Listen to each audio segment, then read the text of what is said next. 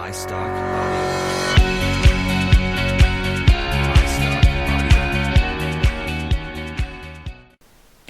A large, successful energy company in Houston seems to be losing money because their employees are getting sick and the company is covering their medical bills. The two most prevalent medical issues employees are being treated for are high cholesterol and hypertension. While ethnicity and culture can play a role in high cholesterol and hypertension, it's not the only factor in development.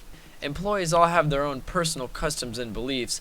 However, if so many of them are all experiencing high cholesterol and hypertension, then there must be some common traits among their lifestyles for such conditions to arise and need to be treated with pricey medications. Currently, employees are participating in a traditional employee healthcare plan, which involves employees seeing a physician and being prescribed expensive medication. The medications certainly work in helping treat high cholesterol and hypertension, but they're simply becoming too expensive. It's also a possibility that physicians may have recommended diets to some employees to supplement the medications. However, most employees never stick to diets on their own for numerous reasons.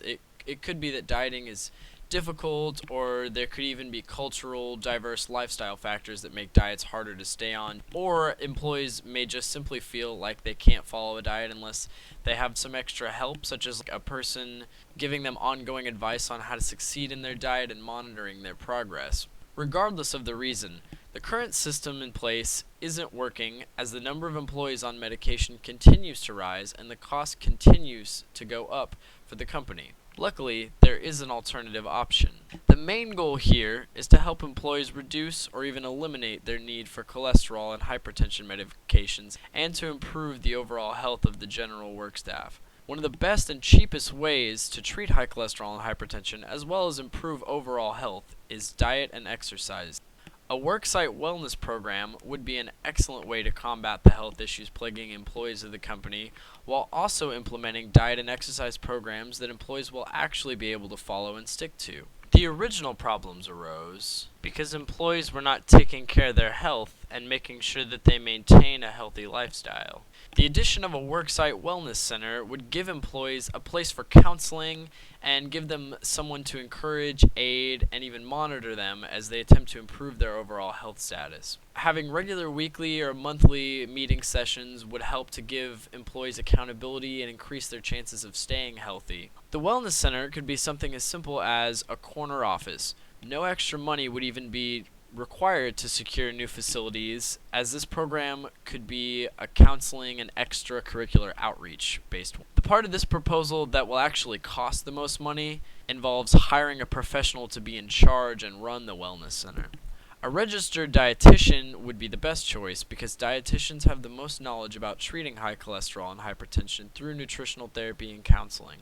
However, to save money, the RD would only be hired to work 3 days per week. This will still allow employees 3 opportunities per week to see the RD for counseling and progress monitoring, while cutting down on the number of hours the RD works and needs to be paid for. While this will be a cost for the company up front, once the benefits of the wellness center affect employees and medication costs decrease and productivity increases because the employees have an overall better sense of wellness and they're able to work more efficiently, the company will start saving a significant amount of money. All employees currently on medication for high cholesterol and hypertension will be required to report to the wellness center regularly once per week for nutritional counseling and therapy. Any employees not on medication will be required to visit the wellness center once per month for a regular evaluation session to help make sure that the company employees can maintain a higher level of wellness. Additionally, the dietitian in the wellness center will be in charge of a weekly newsletter for the company that'll include general health and wellness tips for all employees.